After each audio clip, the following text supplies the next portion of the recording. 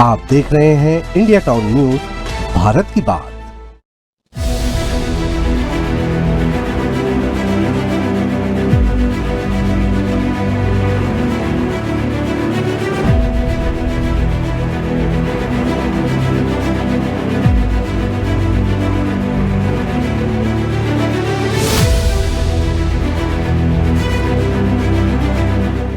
नमस्कार, स्वागत है आपका इंडिया टाउन न्यूज में। मैं हूं आपके साथ संजना कुशवाहा। छत्तीसगढ़ में पंचायत और नगरीय निकाय चुनाव की उल्टी गिनती शुरू हो चुकी है, जहां चुनाव की तारीखों के ऐलान के साथ ही आदर्श आचार संहिता लागू हो जाएगी, जिससे सरकारी कर्मचारियों और मंत्रियों पर कई प्रतिबंध लगेंगे। वहीं राज्य निर्वाचन आयोग ने पंचायत और नगरीय निकाय चुनाव की तैयारी पूरी कर ली है।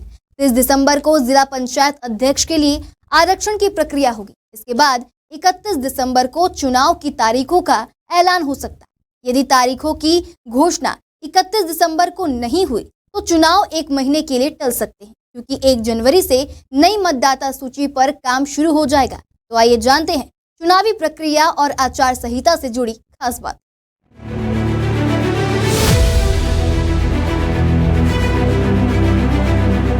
राज्य सरकार के सामान्य प्रशासन विभाग की इस गाइडलाइन को देखते हुए मंत्रियों और जनप्रतिनिधियों पर आचार संहिता का निर्देश लागू होगा, जहां आचार संहिता लागू होते ही कर्मचारी और अधिकारियों की छुट्टी पर प्रतिबंध लग जाएगा। विशेष परिस्थिति में कर्मचारियों अधिकारियों को छुट्टी तो मिलेगी, लेकिन इसके लिए उन्हें जरूरी प्रक्रियाओं का पालन करना होगा।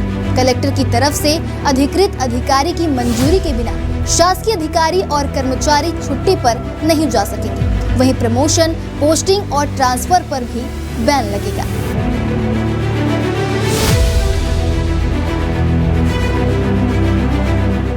आचार संहिता लागू होते ही सरकारी तंत्र और मंत्रियों पर सख्त नियम लागू हो जाएंगे। तो आइए जानते हैं गाइडलाइन के अहम बिंदु।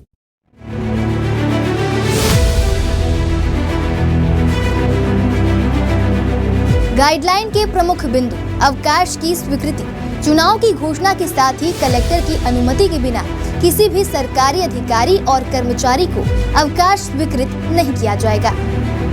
नियुक्ति और पोस्टिंग पर प्रतिबंध। चुनाव की घोषणा के साथ ही किसी भी नए अधिकारी की नियुक्ति या पोस्टिंग पर प्रतिबंध लगा दिया जाएगा।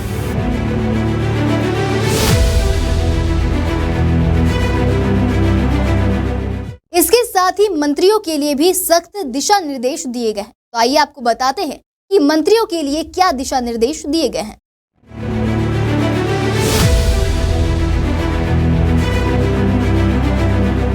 बता दें कि राज्य सरकार के सामान्य प्रशासन विभाग के सचिव अविनाश चंपावत द्वारा जारी 14 पेज की गाइडलाइन में चुनाव की घोषणा होते ही आदर्श आचार संहिता लागू करने का उल्लेख किया गया है। इसके तहत सरकारी अधिकारियों और कर्मचारियों के लिए कई महत्वपूर्ण निर्देश दिए गए हैं। गाइडलाइन के मुताबिक कलेक्टर की अनुमति के बिना अधिकारियों और कर्मचारियों को अवकाश स्वीकृत नहीं होगा और चुनाव की घोषणा के साथ ही नियुक्ति और पोस्टिंग पर भी प्रतिबंध लग जाएगा।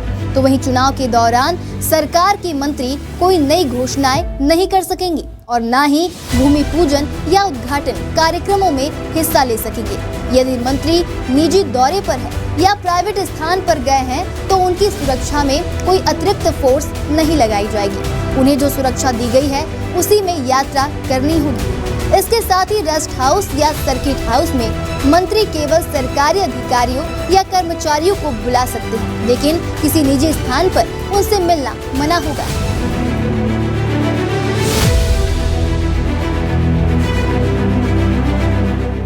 राज्य सरकार के सामान्य प्रशासन विभाग की इस गाइडलाइन का उद्देश्य चुनावी प्रक्रिया को पारदर्शी और निष्पक्ष बनाना है, ताकि चुनाव के दौरान किसी भी प्रकार की गड़बड़ी या पक्षपाती कार्यवाही से बचा जा सके।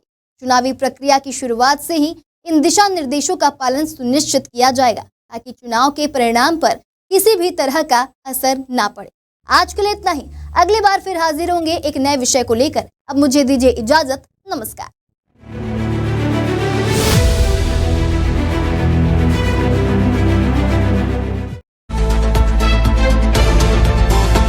आप देख रहे हैं इंडिया टाउन न्यूज, भारत की बात।